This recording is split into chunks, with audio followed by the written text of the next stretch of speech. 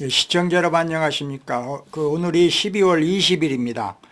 그러고 보니까 올해도 한 열흘밖에 남지 않았습니다. 새로운 새해를 맞이할 준비를 잘 하시고 그 남은 한 해 잘 마무리하시기 바랍니다. 내일이 동짓날입니다. 12월 21일 내일이 동짓날입니다. 동짓날 하면 여러분들은 어떤 생각을 하십니까? 제일 먼저 생각나는 것이 무엇입니까? 아마 팥죽일 것입니다. 동지 팥죽. 어렸을 때 저는 어머니께서 쏘아주신 동지 팥죽을 먹은 기억이 납니다. 어머니는 동짓날 팥죽을 끓여서 집안 곳곳에다 이렇게 뿌리셨습니다.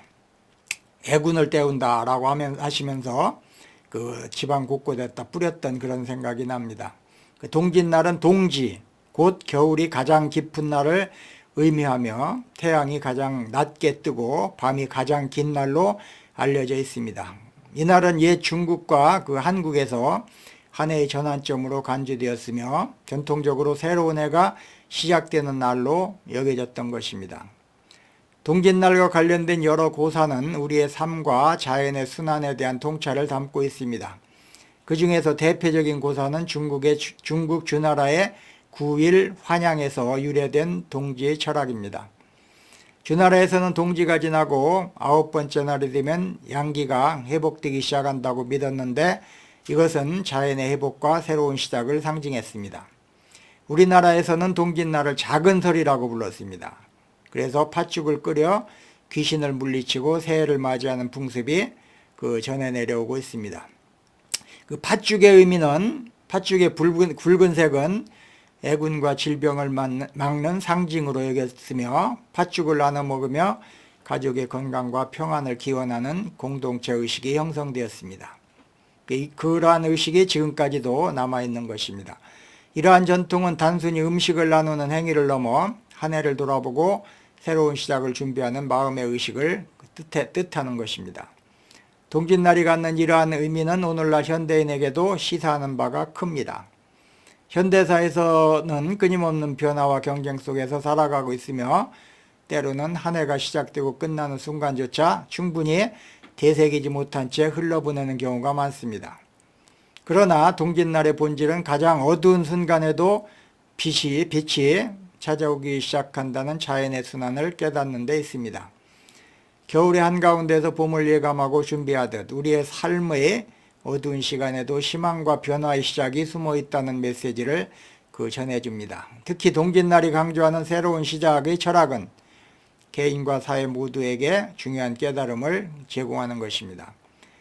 현대사에서 동짓날은 더 이상 자연과 조화를 이루며 살아가는 전통적인 방식으로 기념되지 않을 수가 있습니다. 하지만 그날의 의미를 현대적인 방식으로 재해석하는 것도 가능합니다.